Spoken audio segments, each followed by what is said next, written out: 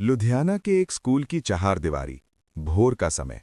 दो नन्हे बच्चे, लड़की लैला और लड़का नूर मोहम्मद घंटी बजने का इंतजार कर रहे थे। नूर ने चुपके से अपनी जेब से एक छोटी सी चमकती हुई कंचा निकाली और लैला के हाथ में रख दी। लो, ये तुम्हारे लिए है। लैला ने शर्माते हुए कंचे को मुट्ठी में भींच लिया। उसकी आंखों में एक सवाल था। तुम इतने दिन स्कूल नहीं आए थे, कहाँ थे? नूर ने जमीन की ओर देखते हुए कहा, मेरे अब्बूजी, उन्हें। वो आगे नहीं बोला। लैला ने उसकी पीठ पर हाथ फेरा। कोई बात नहीं, अब तो आ गए ना। लैला, नूर ने अचानक गंभीर होकर कहा, कभी अगर मैं तुम्हें कुछ कहूं, चाहे कितनी भी मुश्किल हो, तो तुम मानोगी ना? लैला ने उसकी गहरी उदास आंखों में देखा।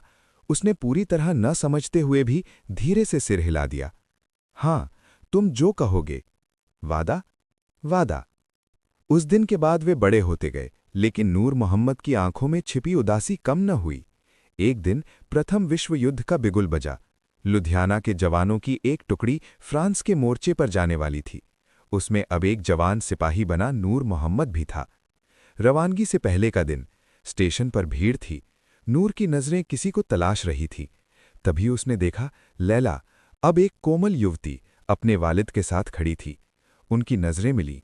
नूर ने अपनी टोपी हटाकर उन्हें सलाम किया। लैला के पिता ने दुआएं दी। खुदा हाफिज बेटे।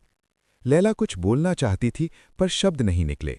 बस उसकी आंखों में अनकहे हजारों सवाल और एक डर था। नूर ने उसकी ओर देखा और धीरे से अपना सिर हिलाया, उस पुराने वादे को याद दिलाते हुए। फ्रांस का मोर्चा, ठंड, कीचड़ और मौत का साया। नूर और उसके दोस्त सिपाही खालिद एक खंदक में छिपे थे। गोलियां सनसना रही थीं। अचानक खालिद ने देखा, एक दुश्मन ग्रेनेड उनकी ओर लुढ़कता आ रहा है। पल भर का वक्त था। नूर, ग्रेनेड! खालिद चिल्लाया। नूर ने उस ओर देखा, फिर बिना एक पल गंवाए वो अपनी जगह से उछला, ग्रेनेड की ओर भागा, उसे उठाया और वापस फेंकने के लिए मुड़ा। उसी पल, नूर, पीछे से गोली! खालिद की चीख खंदक में गूंजी, लेकिन तब तक बहुत देर हो चुकी थी। नूर ने ग्रेनेड दूर फेंक दिया, पर पीठ में गोली लगने से वो खंदक में गिर पड़ा। उसकी वर्दी खून से लथपथ होने लगी। खालिद उसके पास दौड़ा। नूर, ओए नूर! नूर मोहम्मद की आंखें धुंधला रही थीं। उसके होंठ हिले। खालिद, मेरा एक वादा पूरा करना। बोल यार, क्या है?